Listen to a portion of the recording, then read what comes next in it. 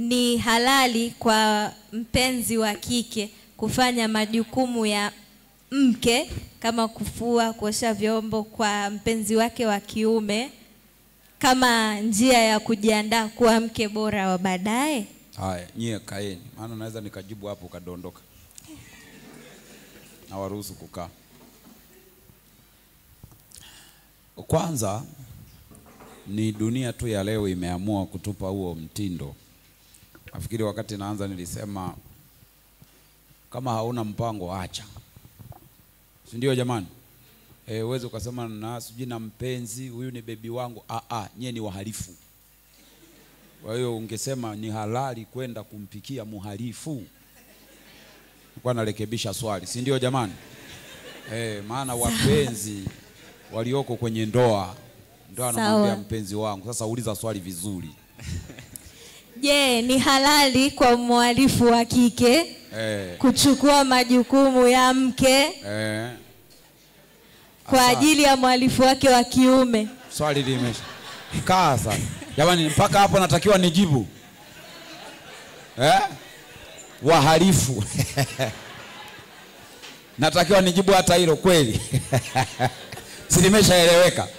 Kwanza tayari ni wahalifu. Halafu anataka kujiongezea na majukumu mengine dhidi ya mhalifu mwenzie. Wewe mpaka hapo karani wa kanisa afuatilie namba yako ya ushirika. Tukufute uingie kwa ubatizo. Tatizo liko moja. Kitabu cha Song of Songs, wimbo ulio bora, sura ya pili fungu la 7.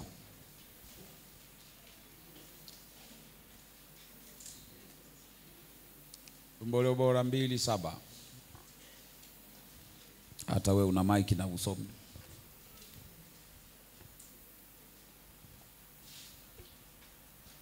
Aliyepata tumpe maiki asome.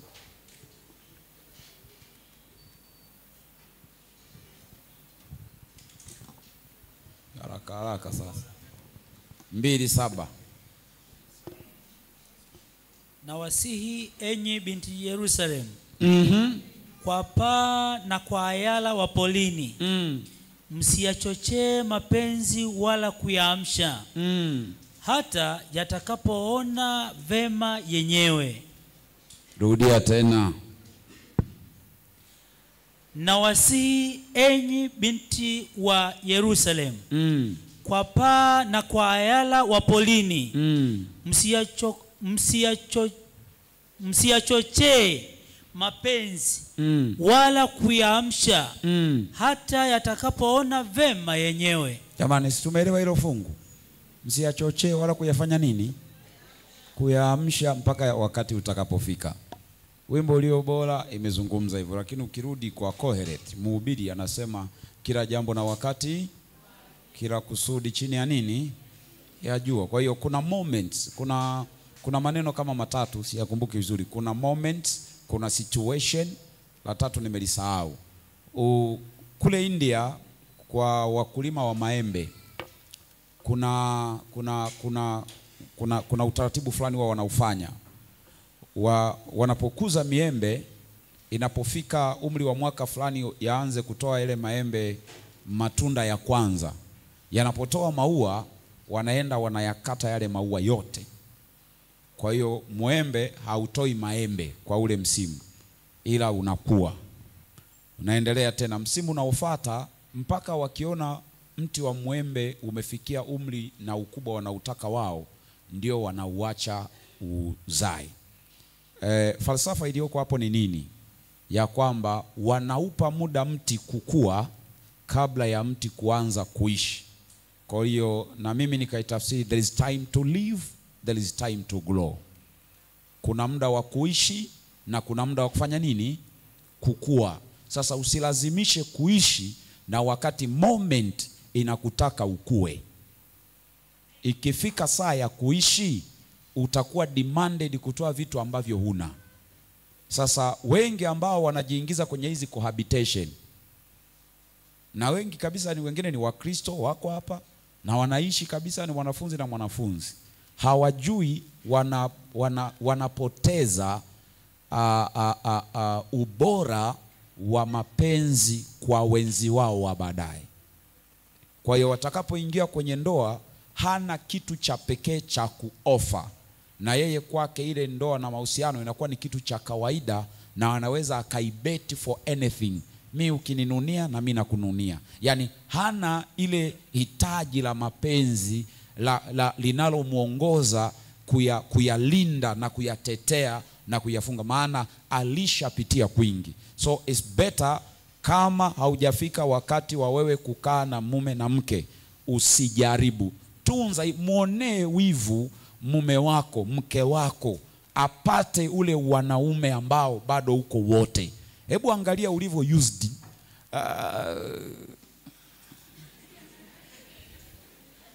Hivi nikichukua kikombe cha maji, sikujua kama nitafika huku, nikichukua kikombe cha maji alafu nikapitisha hawa watu wa mbele hapa wakanawa kila mmoja akanawa, alafu nikupe unywe, unakunywa?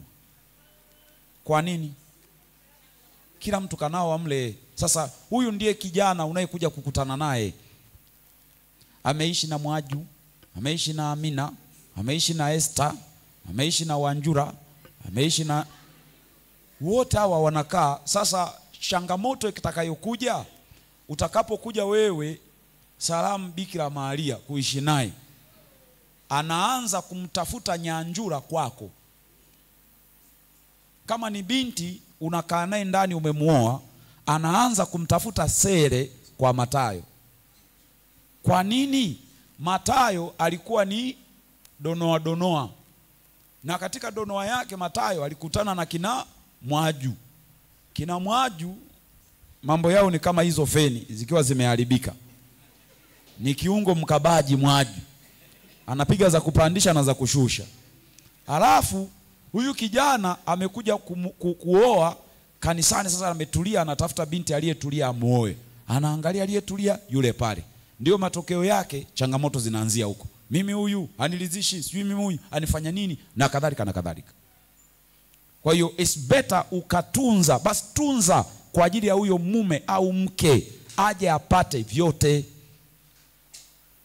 Kuna mtu yuko hapa serious kabisa, anadhani yuko kwenye mahusiano, kumbe anaandaa mke wa mtu na mume wa mtu na kadhalika. Kwa hiyo it's not good. Kiroho ndio mbaya kabisa.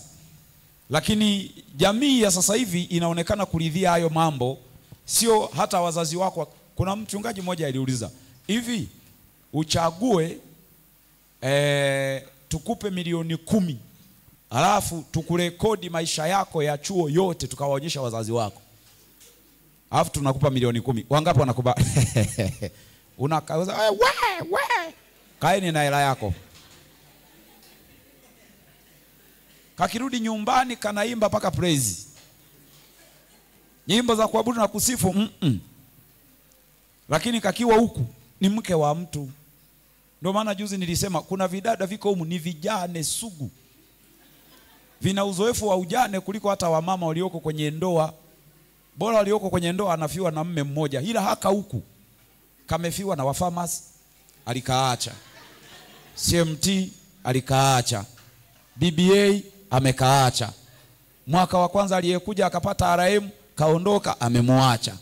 Kwa hiyo kapo ni kajane, kana masikitiko makubwa hapo unapokaona, na wewe unajipigapo utakufa. Na vijana ni hivyo hivyo, yani ana uzoefu wa mabinti mpaka nakwambia huyu ni wewe, ametoa wapi haya huyu na kadhalika. Matokeo yake yani nini? Ni matokeo ya hizi cohabitation.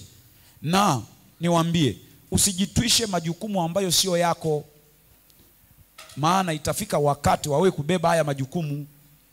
Kuna vitu unajimaliza wewe. Mdada, mwache wewe kaka aoshe vyombo vyake,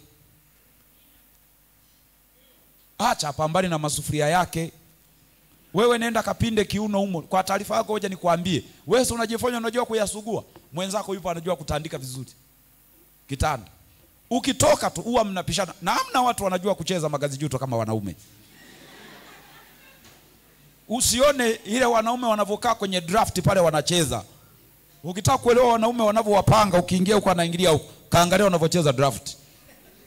Mpamba kingi. Kwa hiyo zile msione ni hivi hivi, ni namna wanavyozingatia. Na wewe kijana wa kiume usisubutu kuhudumia huyo mtu. Unapangwa. Mlikuwa mnaona vile vidada vinacheza mchezo wa kurusha hivi kajua afu kanafanya hivi. Pale ndio walikuwa wanajifunza namna ya kumzingatia mmoja na kuwapanga hawa.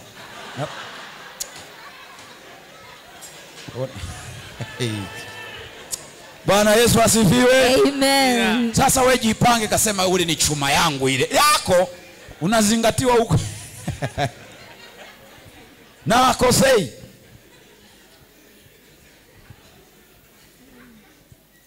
Si nimejibu swali? Yeah. Kwa hiyo usiingie kwenye majukumu ya mimi nilimpenda kwa kweli, nilimpenda nikampa kila kitu changu. Mpa kila kitu chako. Mwenzako alikuwa na department. Wewe ulikuwa ni wizara ya mitihani. Kifika saa ya mitihani, baby, yani mimi unaona anakutembelea paka kwako. Ataosha masufuria, lijinga kwenye mtihani formation anatoboa. Wewe unakaa, utatumika. Hii dunia ukikaa vibaya utatumika, maana kuna watu wamebarikiwa wana akili ya kutumia watu. Na kadhalika na kadhalika. Kwa hiyo better build yourself. Jijenge wewe mwenyewe. Bwana asifiwe. Amina. Wanaume, jifunze kuwa peke yako. Kuosha vyombo hakukugeuzi kuwa na maumbile ya kike. Mimi ningewapa mfano wangu. Mimi nilikuwa naosha vyombo nyumbani. Nimesugua mno masufuria, pamoja na kwamba mama alikuwa mkoroni. Ila nimesugua mno masufuria, na jamii tuliokuwa tunaishi ni jamii ambayo wanaume hawatakiwi. Wenzako unaona wanaenda kucheza mpira, wewe kwenye kuosha masufuria. Wanaenda kutembea sio wapi, mko mnayasugua tena kwa zamu. Na ikifika zamu yako pale nje unapinda mgongo, sugua paka yangae. Na kadhalika unapika. Jifunze kujitegemea, vinginevyo utadondoka kwenye mitego ya kila mtu. Sasa huyu aje kwa vile huwezi kupika. Mimi ni rafiki yangu tulisoma naye chuo, alishindwa kuendelea na chuo kwa sababu ya mwanamke. Tulipofika pale maisha yakawa magumu, hana namna, ikabidi atafute mdada mwenye bumu waishi naye. Sitaki kuambia alifikia wapi, hata chuo hakumaliza. Hakumaliza chuo. Amina. Basi kwa hiyo ninarudia, usichukue majukumu ya mke. Bwana asifiwe. Amina. Unakuta mtu ana juhudi, anafua paka vidole vinapasuka.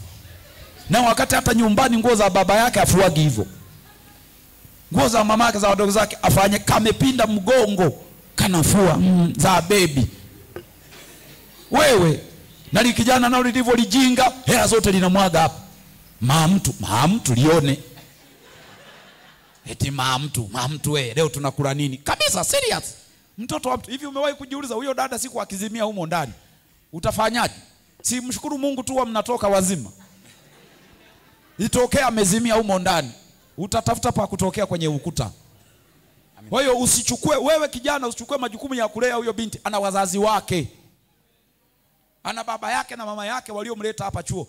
Mimi nilimkubali ndio nizoea shauri zako. Utaninginizwa. Wamesomesha wengi na tunajua. Hivi hamjasikia kale ka wimbo, nilikuwa na mchumba wangu, tulipendana kama nyama choma. Hamjakasikia? Amemsomesha, ameuza na gari, binti akaja na chuma kingine. Na kadhalika. Na kuambia hivi, unapangwa. Hawa dada wa sasa hivi, kwanza mdada atajijua kabisa, mimi sasa hivi sio wa kuolewa. Huyu ngoja nimpange, nimzingatie. Kwa hiyo usichukue majukumu ya mke kabla hujaingia kwenye ndoa. Ni dhambi. Amen. Amina. Na shida waliosema amina ndio wahusika. Basi Pastor, Mungu akubariki sana. Asante.